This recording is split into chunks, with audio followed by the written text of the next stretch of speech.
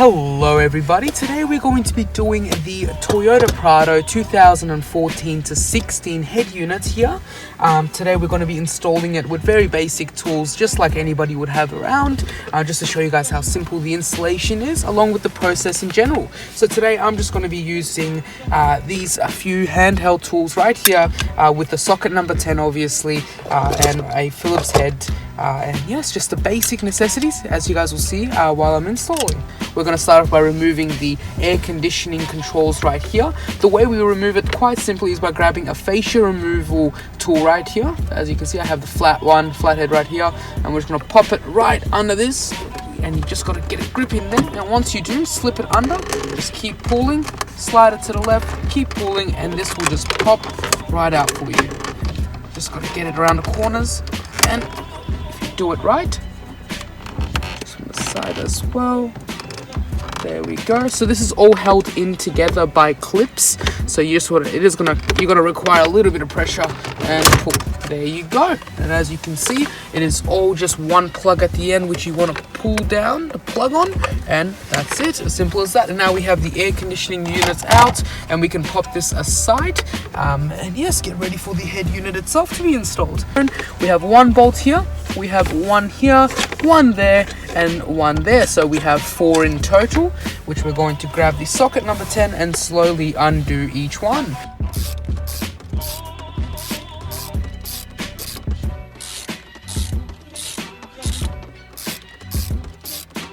And what we're going to do is slowly start disconnecting all the plugs from the back that's holding this in. So there we go. As you can see, it's a little bit of a,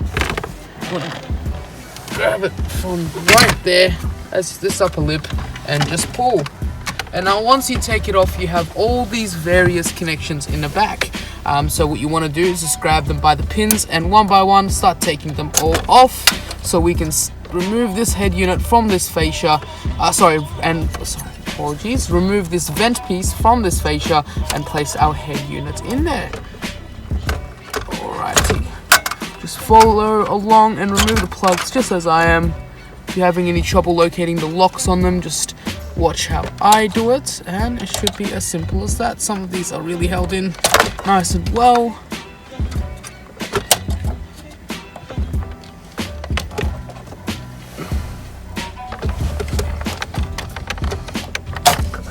Go,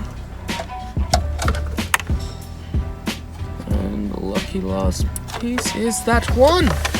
Now we have the head unit out, and let's just pop this aside and see what we have with our head units and what parts and pieces we may require from this side of the unit. Let's check.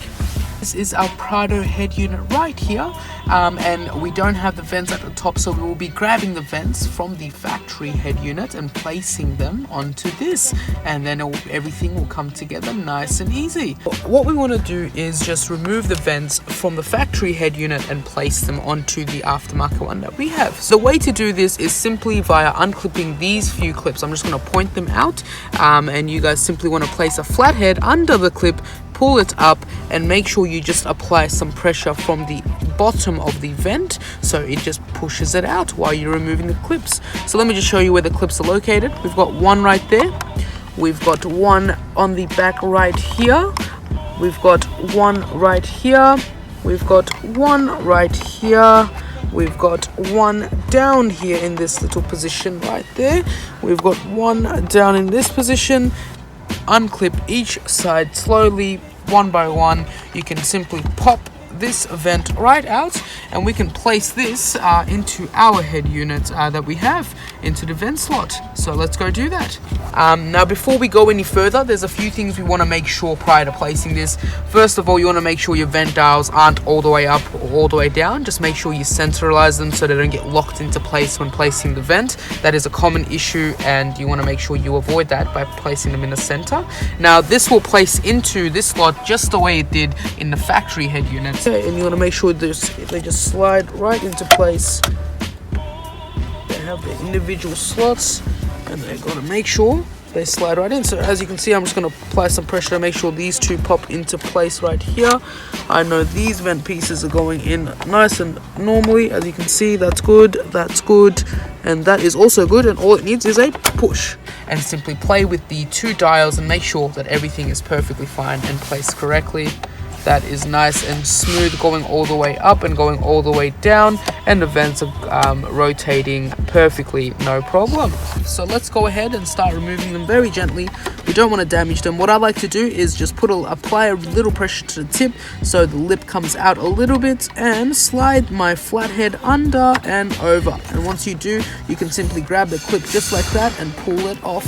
Simple and easy like that, and makes your life so much easier. So same process, just follow those instructions on all of the 1, 2, 3, 4, 5, 6, 7, 8 clips that we have on this head unit. As you can see, I have all of the 8 clips out, 7 clips out, and what we're going to do is slowly place them on.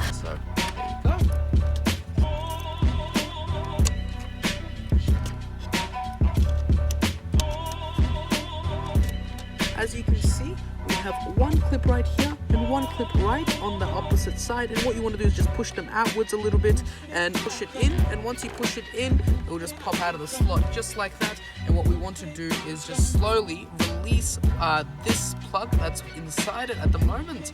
So first thing you'll get is a main power loom, and this end you have to just connect it to the unit in a particular spot there.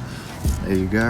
On the other end, you have to plug it to one of the cables at the back of the factory unit. Next one you've got is a radio antenna plug. So the other end you have to connect it to the factory plug. You come at the back of the unit, and the other end goes here. Next thing, you have a 4-pin USB adapter. So if your car have any factory USB running there, so you just have to connect the other cable here, and you can just connect this 4-pin at there, and you have another 6-pin USB, so you can either run it to the glove box or drop it at the bottom of the unit if you have space. That goes there. Is the RCS with the SIM card slot, so you can either put in a SIM card so that you don't have to hotspot your unit every time, and you can just connect this plug here. There you go. Next thing you have is the reversing camera adapter plug, so you just have to connect it here and connect the other end of the camera plug. If you're wiring a aftermarket camera, you can use this adapter to plug it in. At the last you have your microphone, so this plugs at this spot here, and you can either run it on top of the steering wheel or the top of the driver airbag. Wi-Fi, which is a small little antenna here which goes at the back. The last one which says Wi-Fi there. The next you have is a 4G antenna, which is the middle one here. You should run your GPS at the topmost corner of your dashboard. I'll show it to you in a second when I'm doing the installation. And you have screws here, and that's it. Let's go and plug it in.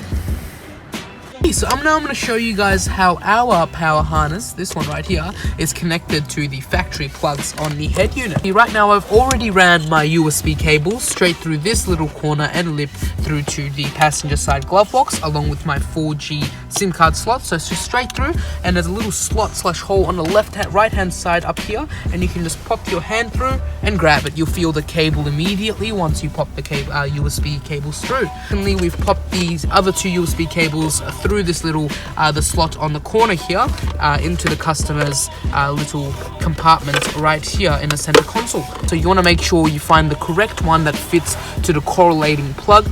There's no 2 of the same plugs here, so each one has its own individual plug. You can't mistake it or cause any problems into the wrong one, so just make sure you follow along and plug each one individually into the plugs provided. So as you can see, everything is plugged up. We've got the main power harness in, we've got our radio antenna in, we've got yes, that's the radio adapter right there, and yes, lastly, the last plug that we need to concentrate on afterwards is this one right here, which is for the hazard lights. So once you've connected the adapter, so on the previous head unit we removed the hazard light box and removed the actual face plastic hazard light button off the holder right here.